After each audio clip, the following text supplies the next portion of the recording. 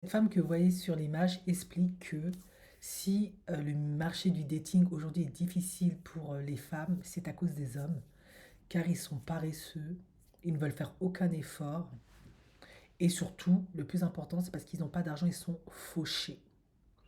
Donc, ils essaient de se trouver plein d'excuses. Elle considère que c'est un monde patriarcal, donc c'est à l'homme de faire les efforts nécessaires. Autrefois, l'homme pourvoyait aux besoins de la femme et il n'y avait pas tellement de problèmes pour des datings, pour le mariage, etc.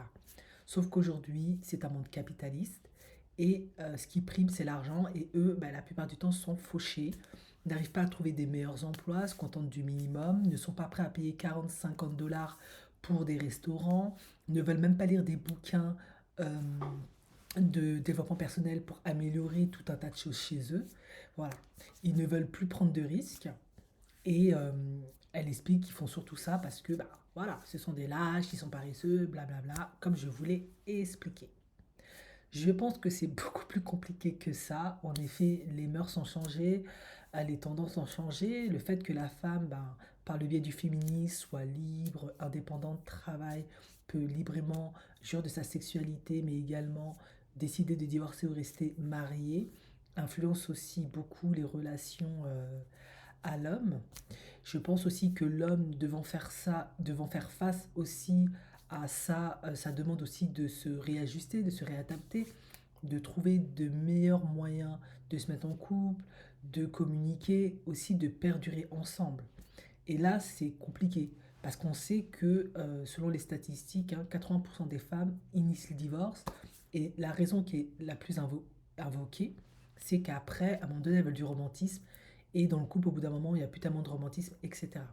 Du coup, comment gérer ça aujourd'hui pour rester longtemps marié en sachant qu'on a tellement de possibilités de partenaires de nos jours, il suffit juste d'aller sur un réseau social pour tirer un coup, aller dans... Enfin bref, voilà, vous avez compris, autrefois, ben, c'était plus compliqué pour la femme de divorcer parce qu'il y avait la pression sociale, le regard des gens, c'était une société plutôt traditionnelle, il fallait faire attention à sa réputation, la femme ne travaillait pas, n'avait pas de moyens de prendre soin d'elle, de subvenir à ses besoins à elle et ses enfants, elle dépendait du mari.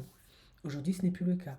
Donc effectivement, si autrefois la femme était frustrée d'un point de vue sexuel, romantique, où elle avait un mari qui était violent, abusif, ou un caractère complètement à la ramasse, ou quoi qu'est-ce, elle était la plupart du temps obligée de se le trimballer jusqu'à ce que mort s'en suive, jusqu'à ce qu'elle aille rejoindre ses ancêtres. Aujourd'hui, c'est plus le cas. Si elle est plus satisfaite d'un point de vue sexuel, elle peut se prendre un amant. On va pas lui faire un procès ou elle va passer à la guillotine pour autant. Si elle veut divorcer, elle peut le faire parce que peu importe les raisons, elle est complètement libre. Et je pense que la difficulté aujourd'hui, bah, c'est comment... est-ce que déjà, pour beaucoup d'hommes, ils se disent, est-ce que ça vaut vraiment la peine de se marier de nos jours? Parce qu'on est plus perdant que gagnant, parce que souvent les divorces qui sont initiés du fait de la femme seront en faveur de la femme si elle n'a pas travaillé, si elle a moins de revenus, et c'est souvent le cas.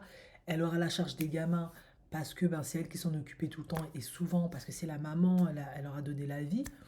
Et l'homme devrait verser une pension alimentaire. Donc beaucoup d'hommes ont le sentiment d'être perdants, quoi.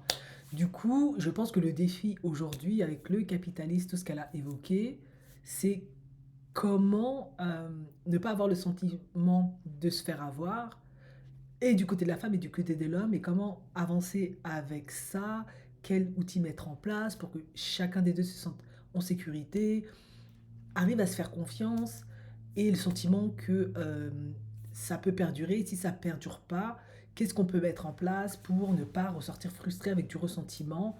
La femme, parfois avec moins de revenus, en précarité, ayant baissé drastiquement de statut social. L'homme aussi. Certains hommes se retrouvent complètement fauchés, SDF ou dans leur voiture. Ou voilà. Comment faire pour que maintenant ça dure et si ça dure pas, les deux soient satisfaits, pas frustrés et pas le sentiment de s'être fait avoir. Je pense que c'est à peu près ça pour moi.